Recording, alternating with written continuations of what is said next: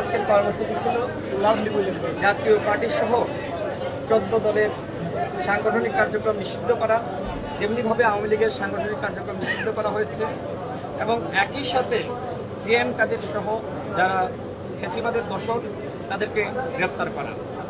এর প্রতিবাদে যখন আমরা পল্টন থেকে মিছিল নিয়ে আমরা কাকরাইলের দিকে আসব, তখন জাতীয় পার্টির কার্যালয়ের সামনে থেকে আমাদের উপর হামলা করা হয়, ইট পাটকেল নিক্ষেপ করা হয়। দেখতে পাচ্ছেন যে আমার আঙ্গুল ফেটে গিয়েছে, আমি ঢাকা মেডিকেলে ট্রিটমেন্ট নিয়েছি। সেই সময় আমাদের 4 থেকে 5 জন আহত হয়। এর প্রতিবাদে আমরা একটি মশাল মিছিল দেখি, নুরুল হক নূর এবং আমি ছিলাম। আমরা যখন মশাল মিছিল নিয়ে যখন আবার পল্টন হয়ে কাকরাইলে আসবো, তখন আবারও জাতীয় পার্টি হামলা চালায়। আমাদের নেতাকর্মীরা তখন প্রতিরোধ শুরু করে। স্বাভাবিক, আমরা তো হামলা হলে তো চুপ থাকবো না। তারপরে আমরা নেতাকর্মীদের নিয়ে আমাদের গণ অধিকার পরিষদের কেন্দ্রীয় কার্যালয়ের সামনে আসি। আমরা 9:30টার দিকে একটি প্রেস ব্রিফিং করার ঘোষণা দিই।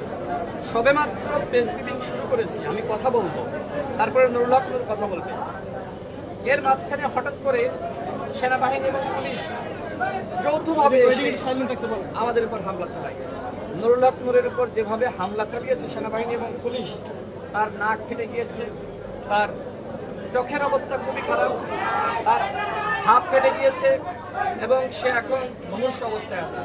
বাঁচবে কি মরবে আমি জানি না, সবই আপনারা দেখেছেন। এখন তার খিচুড়ি শুরু হয়ে গেছে এবং একইভাবে আমিও হামলার শিকার হয়েছি। আমাদের শতাধিক নেতাকর্মী এই 9:30টার দিকে আমাদের প্রেস ব্রিফিংয়ে সেনাবাহিনী এবং পুলিশ যে হামলা চালিয়েছে, শতাধিক নেতাকর্মী আহত হয়েছে, কারণ হাত ভেঙে গেছে, কারণ মাথা ফেটে গেছে, কারণ পা ভেঙে গেছে। আমি অবাক হয়ে গেলাম। গণ অধিকার পরিষদ বাংলাদেশের একটি নিবন্ধিত দল। গণ অধিকার পরিষদের এই গণ অভ্যুত্থানের যে ভূমিকা সবাই জানে। 18 সালের কোটা সংস্কার আন্দোলন না হলে 24 সালের গণ অভ্যুত্থান হয় না। আমরা 18 থেকে 24 সাল পর্যন্ত একটানা লড়াই করেছি।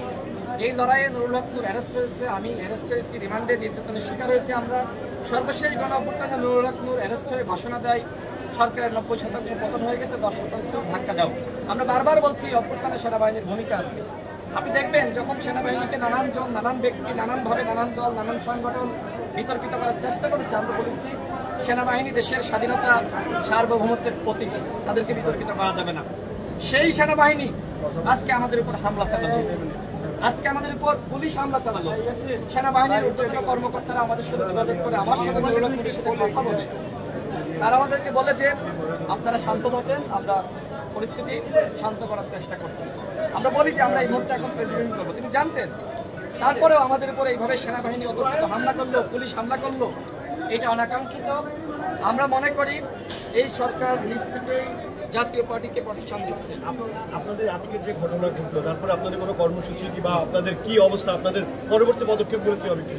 আমরা আজ রাত 11:15 আমরা একটি প্রেস ব্রিফিং করবো এবং একই সাথে আমরা আলাপ আলোচনা করে